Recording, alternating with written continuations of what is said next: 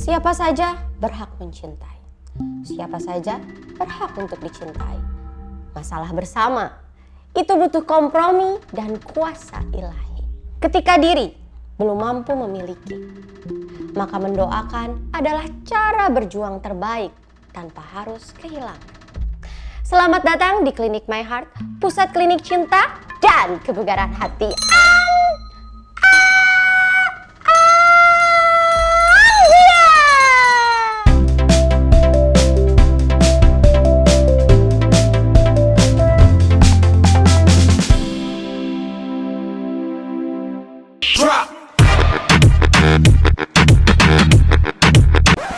Ada tamu, gengs. Oke. Silakan masuk, jangan manja. Mukanya tolong jangan tegang begitu. Ayo itu, iya pasien Anda. Iya, buka pintu sendiri, kunci sendiri, naik ke atas sekarang juga. Jangan manja. Oke, silakan masuk. Pintunya di sana kok, nongolnya di sini. Oh, pintu Doraemon. Oke. Dengan siapa, di mana Yolanda? Putra dong. Putra. Andi Muhammad Syanindia Putra. Oke, umur? Umur sekarang 22. Berat badan? 65. Status pernikahan? Itu yang mau dibicarakan. Oh, itu yang lagi mau dibicarain. Oke. Keluhannya apa? Jadi sebenarnya saya nggak merasakan keluhan ini dok, tapi teman saya yang risih ngelihat saya karena dia takut saya nggak bisa nikah nantinya. Oh, mereka yang resah. Anda nggak merasa resah? Enggak, saya enggak. Enggak. Oh, oke. Apa yang dikeluhin teman-teman kamu itu ya? Jadi saya padahal udah jelasin ke mereka. Jadi saya punya pacar virtual dok. Hah? Gimana? Pacar virtual? Iya. Apa itu pacar virtual? Jadi Coba. Bentar dulu. Pacar virtual itu apa ya? Sebenarnya di kedokteran itu ada yang kemungkinan mengarah ke situ, tapi saya nanti bakal gali lebih dalam lagi itu apa pacar virtual menurut Anda, karena kita tuh perlu menyamakan persepsi gitu ya. Oke, mungkin ada yang tahu atau mungkin pernah punya pacar virtual. Oke, jadi gimana? Oke, Anda punya pacar virtual. iya. Jadi ceritanya saya akhirnya mempunyai pacar virtual dikarenakan trauma dok. Trauma karena dulunya saya sempat mempunyai pacar tapi bukannya memotivasi malah mendistraksi saya. Oke. Jadi saya buatlah pacar virtual saya sesuai dengan apa yang menurut saya cocok dengan saya dan nyaman, dan saya lanjutin mempunyai pacar virtual dengan pacar saya sekarang ini yang sampai sekarang.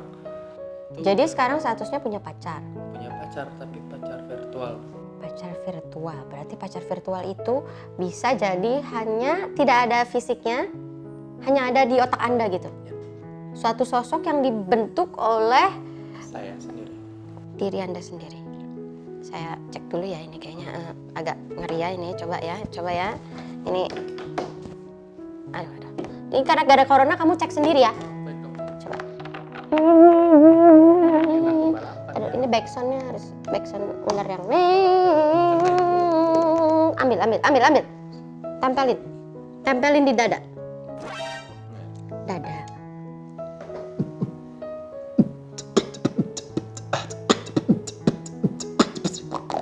Sakit sehat sih. Wah, ini sedikit bahaya ya. Pacar Anda sudah berapa lama Anda ini menjalani hubungan seperti ini, hubungan virtual? Jalan 3 tahun dok. 3 tahun. Iya. Bahaya loh ini tuh loh sebenarnya loh. Anda ngerti gak sih ini bahayanya apa kalau Anda terus-terusan seperti ini? Saya nggak ngerasain suatu bahaya dok. Saya sayang banget sama dia dok. Kalau udah ngomongin sayang tuh memang susah ya. Oke, dokter mau bantu. Coba jelasin. Anda jalanin hubungan selama 3 tahun. Itu layaknya orang pacaran. Iya dok. Teleponan. Komunikasi, Komunikasi. jalan bareng, pergi nonton, Iya. atau pergi makan bareng gitu. Iya. Malam mingguan. Iya. Gimana caranya ya? Dokter agak kepinteran soalnya. Hah? Di sini. Di sini. Coba kita virtual kan gimana kalau lagi malam mingguan? Sebenarnya ini nggak bisa saya setting gitu sih dok, karena dia bisa berimajinasi sendiri pas malam hari dok. Munculnya tiba-tiba pas malam hari. Pas mau tidur. Nggak ada fisiknya. Nggak ada. Nggak ada. Itu hantu atau gimana? Bukan, beneran, real. Oke, sosoknya tuh seperti apa? Coba ceritain. Dia itu Dia tuh lucu. lucu. Dia lucu. Lalu Cantik sih. cantik, oke. Rambutnya agak panjang. Oke, ada bentuk fisiknya jelas di sini. Oke, pernah ketemu realnya orang yang mirip gitu? Ada tapi nggak tahu ya. Ada tapi nggak. Kayak mungkin agak mirip-mirip sama ini dok. Itu artis Korea gitu dok. Iya, terus Jennie lah Blackpink ya? Ya nggak terlalu sih dok. Agak lebih cabi. Oh detail ya, agak lebih cabi. Oke, baik. Terus kalau lagi teleponan tuh gimana ngomonginnya apa aja? Maksudnya kalau lagi komunikasi gitu kan katanya nggak pakai handphone, nggak pakai Pakai pulsa. dong. Oh pakai? Pakai, jadi saya ketik. Serius? Ini serius kamu? Iya. Jadi kamu telepon beneran gitu tapi nggak dipencet gitu? Kan HP saya 2 dok. Jadi nomor pacarnya ditelepon ke sini terus kamu ngomong. Iya. Coba aku pengen tahu telepon. Ini masalah sedikit serius sih, jadi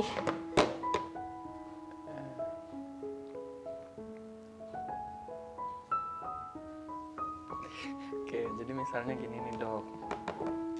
Saya nomor tuh, jadi saya kayak angkat sendiri. Terus itu ini di mute. Baru ngomong aja.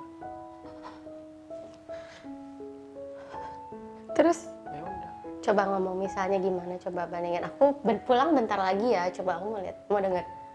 Nggak bisa dok. Coba. Kalau sekarang. Enggak. Oh, misalnya nih. Halo. Itu lagi ngapain? Gitu dong. Kok malah matiin aja marah lo nanti? Enggak. Nggak angkat. Oh.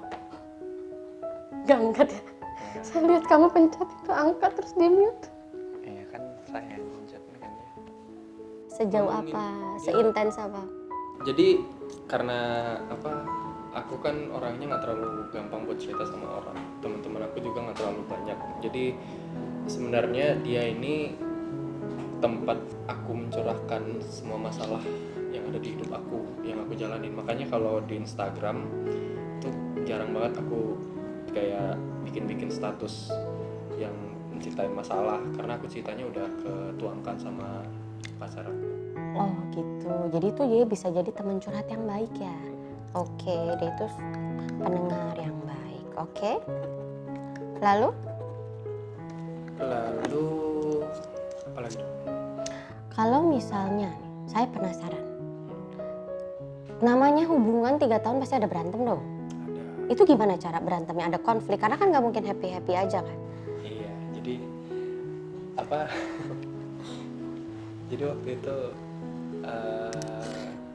kita habis jalan udah sampai pagi, tapi waktu kita udah sama-sama balik gitu, dia balik ke rumahnya. Aku belum tahu rumahnya di mana sebenarnya, cuma kita sama-sama balik aja. Belum di setting di sini ya?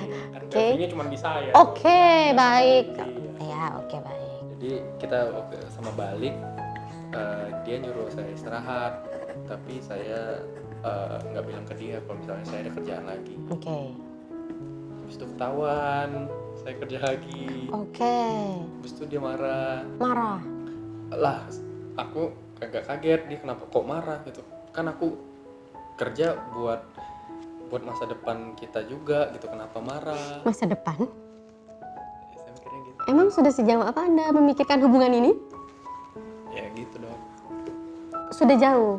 Kepikiran mau merit. Iya. Ya, tapi saya di situ saya pas dia marah saya agak takut.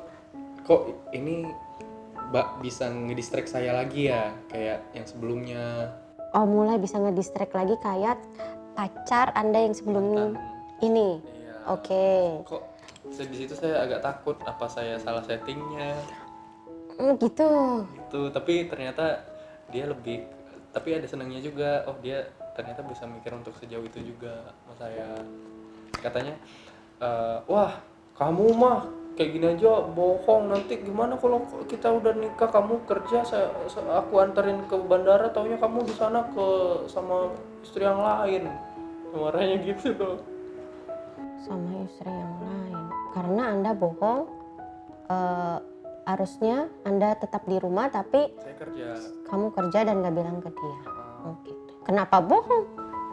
Takut ini, maksudnya dia kan nyuruh saya istirahat. Saya pengen dia tenang gitu, Dok. Itu semua percakapan ada di sini? Iya. Lengkap di sini, Dok. Lengkap di situ. Oke, baik. Buat kalian yang ngedengerin, mungkin ada yang pernah ngedenger gejala-gejala seperti ini atau cerita seperti ini dari teman Anda. Ini serius, Dok. Nggak ada yang bilang ini Dwarius. Ya mungkin ada, boleh bantu karena dokter tidak bisa langsung mengindikasi penyakit ini karena harus jelas banyak tesis, banyak analisis yang harus kita kupas tuntas di sini. Oke. Tadi berarti kalau didengar itu komunikasinya, konfliknya semua detail ya ada di sini ya. Oke. Sejauh apa harapan kamu ke depannya sama dia? Saya sih pengennya dia jadi nyata, Dok. Oke, itu memang harusnya seperti itu. Makanya tadi dokter bilang apa? Ini sehat-sehat sakit, ya kan? Yang lebih parahnya kamu tahu. Ini saya kurang lebih itu, ini tahu ini. Nama penyakitnya apa? Bukan pacar virtual, tapi ini itu. Halu jomblo nyata. Nama penyakitnya. Halu jomblo yang nyata. Iya. Kalau dilihat dari indikasi-indikasi yang Anda sebutkan tadi, ya kan? Tapi untungnya setelah saya pancing-pancing, saya gali-gali gitu kan, ternyata Anda masih sehat sebenarnya karena Anda masih sadar bahwa itu semua itu tidak nyata dan Anda mengharapkan itu menjadi nyata, ya kan?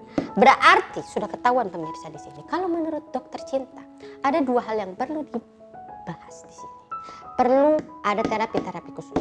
Terapi pertama, sembuhkan trauma Anda.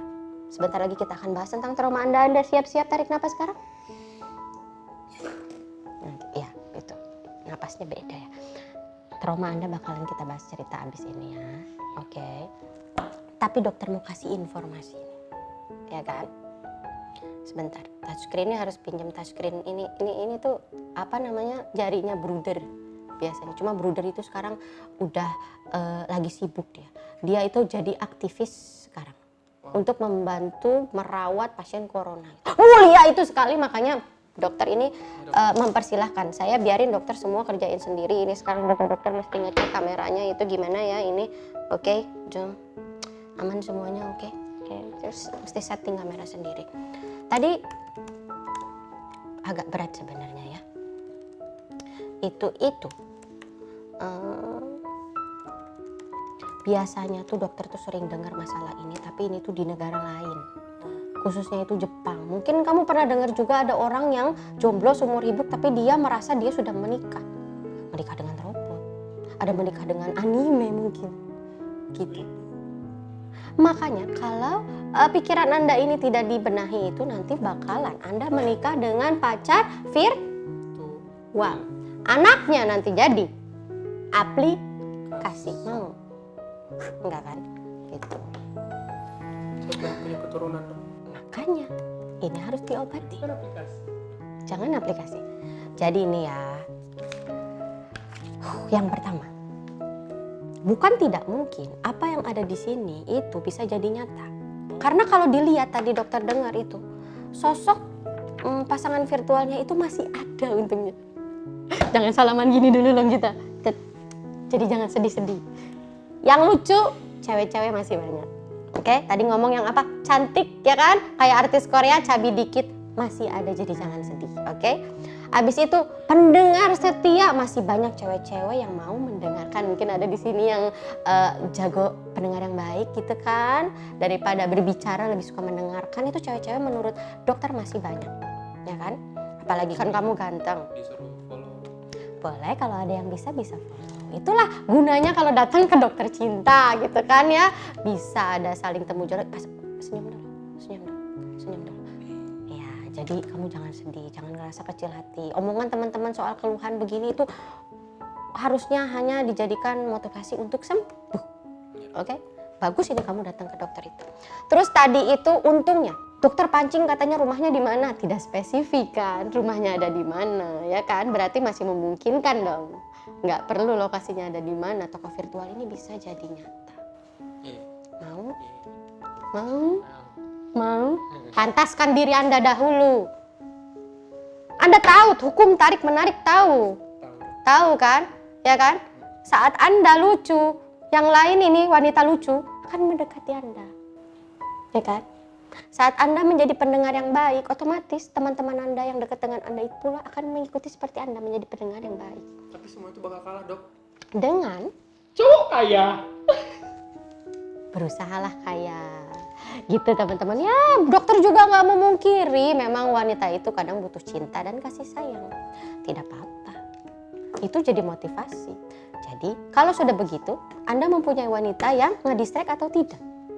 Motivasi, Dok. Dia selama ini Memotivasi. Tapi kamu ada tetap keraguan bahwa dia pengen bisa aja ngedistract kan? enggak, itu kan waktu berantem doang, tapi ternyata enggak setelah. Tapi ternyata enggak. Tapi saat itu menjadi nyata, tidak ada manusia yang sempurna. Memang saya juga nyetap dia enggak terlalu sempurna, Dok. Ya kan? Maka yang harus dibenahi adalah iman dan imun. Supaya apa? Siap menghadapi segala hal yang tidak sesuai dengan rencana Anda. Harus kuat, jangan sampai trauma itu terulang lagi, nanti ada pacar virtual lagi, selingkuh Anda di sini. Astagfirullah. Gitu. Itu sakit sih. Makanya itu bisa saja terjadi, Anda harus waspada. Oke? Ya, jadi iman dan imun harus kuat. Ya kan, kalau disakiti itu ya harus lebih legowo. Kita tidak bisa merancang itu orang baik atau buruk datang sama kita. Kita tuh harus pasrah, harus kuatin diri. Apapun hal negatif harus jadi positif untuk diri kita. Oke? Saat ada yang mau distract, oh tidak bisa. Uang itu bisa dicari, sehat itu susah. Ya kan? Dan lebih dari uang, lebih segalanya gitu. Memang harus sehat dulu. Kamu bagus datang ke sini, ini bagus ini. Sekarang masalah cara mewujudkan toko virtual sudah aman? Udah jelas? Atau kalian mungkin ada ide-ide, boleh komen di bawah juga ya. Itu para ilmuwan-ilmuwan itu timnya dokter cinta ada di bawah, bisa komen. Sekarang kita bahas tentang trauma Anda. Oke? Gambarkan kisah Anda dahulu. Kenapa bisa trauma? Oke. Jadi waktu itu saya kenal sama cewek, Dok. Kita dekat sampai akhirnya kita pacaran. Dan 3 bulan pacaran itu sebelumnya belum pernah ketemu. Oke. Sampai akhirnya ketemu karena kita LDR. Dia ada di Singapura, saya di Jakarta. Tapi setelah kita menjalani hubungan 2 hampir 3 bulan, kita ketemu. Oke.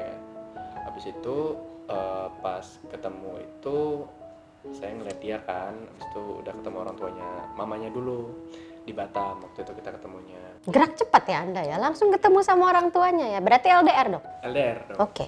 Setelah 2 bulan 3 bulan ketemu pertama, habis itu saya pulang lagi. Setelah dari situ saya pikir kayaknya oke nih, mantep gitu, kayak Langsung mantap. mantepin hatinya gitu. Oke, langsung yakin. Karena udah mikir jauh waktu itu, memang saya tipikalnya pikirnya jauh, Dok. Oke. Nah, setelah itu kebetulan saya dan sahabat saya pengen double date, gitu, Dok. Saya sama pacar saya, sahabat saya sama pacarnya. Jadi kita double date waktu itu di tempatnya dia di Singapura. Kok kamu bela-belain datang ke situ? Cinta Anda. Anda tuh sebenarnya selain penyakit halu, Bucin. jomblo nyata tuh Anda bucin juga ya. Saya bucin. Tapi kebetulan waktu awal-awal yang double date itu dibiayain sama sahabat saya. Oh, untungnya. Berarti Anda itu sebenarnya pejuang LDR subsidi. Iya. Bagus. Lalu? Nah, lalu pas akhirnya nyampe di Singapura, saya ketemu kedua orang tuanya. Oke. Habis itu saya minta izin sama kedua orang tuanya. Oh, jadi itu ngelamar. Bukan Semi ngelamar dong. semi karena ngelamar. kan LDR, jadi saya pengen serius gitu. Kayak saya datang ke orang tuanya, saya ngomong waktu itu udah dekat, jadi manggilnya ma, pa, ma, mama, papa, ma, pa, Putra datang ke sini mau minta izin pacaran sama si ini karena Nggak ada niat atau cita-cita disebut namanya? Enggak, oke. saya masih di blok soalnya, Dok. Dokter netral, oke. Jangan jadi Mesita. Tidak bakal. Oke. Jadi ngomong itu, ma, pa, Putra datang ke sini minta izin pacaran sama si ini dengan maksud untuk ke jenjang selanjutnya. Oke. Gitu. Pernikahan maksudnya? Iya, pernikahan. Oke.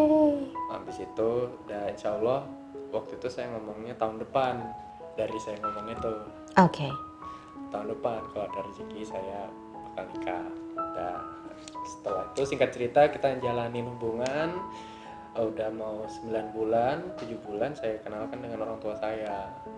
Di situ sih kayaknya saya baru sadar di situ ada salahnya saya juga. Oke. Karena telat mengenalkan dia ke orang tua saya. Kita udah terlalu jauh untuk ke jenjang berikutnya. Oh, karena Anda ada penyakit ngebet. Gak apa-apa. Iya. Ini kan sebagai histori riwayat pasien. Lanjut.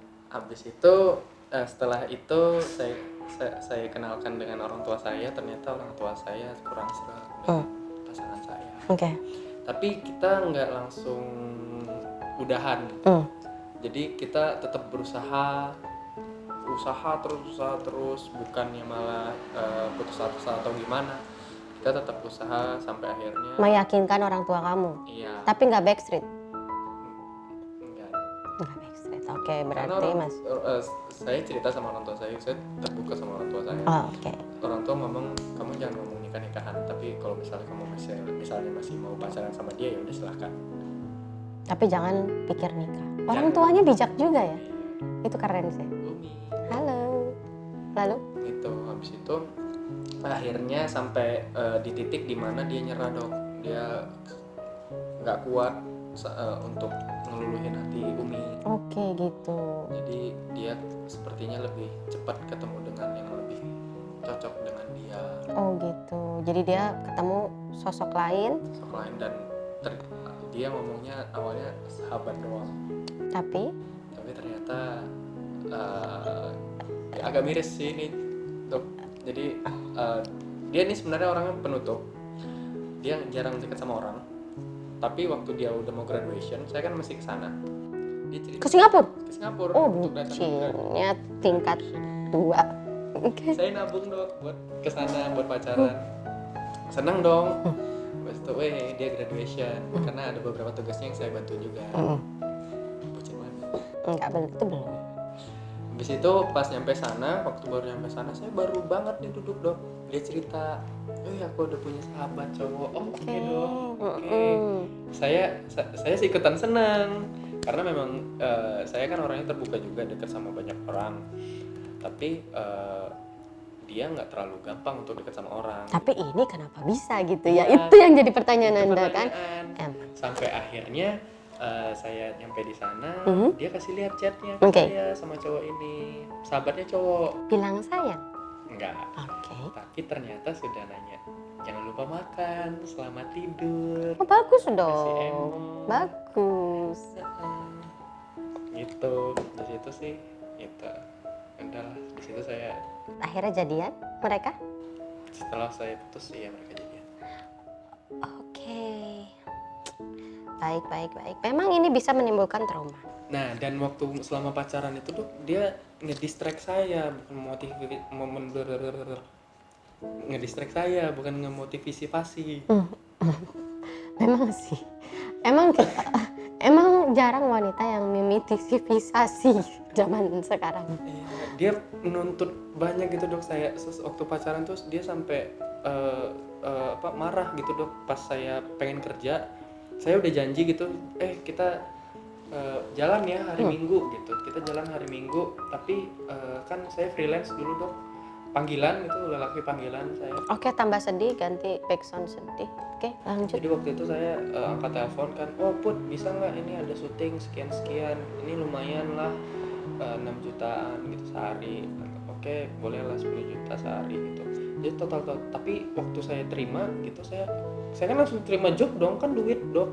Ya memang itu profesi kamu kan, Iya. karena juga mau nabung untuk kamu merit kan. Tapi pas saya bilang ke dia, saya kan udah okein, dia marah. Berarti sebenarnya dia sosok orang yang posesif sedikit.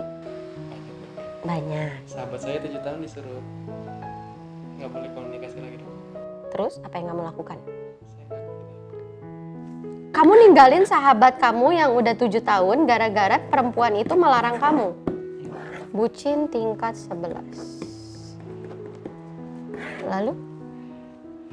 Ya gitu dok, jadi karena trauma tersebut akhirnya saya nggak bisa nih kayak gini, karena kan aku lumayan ambisius, kayak umur 25 pengen settle.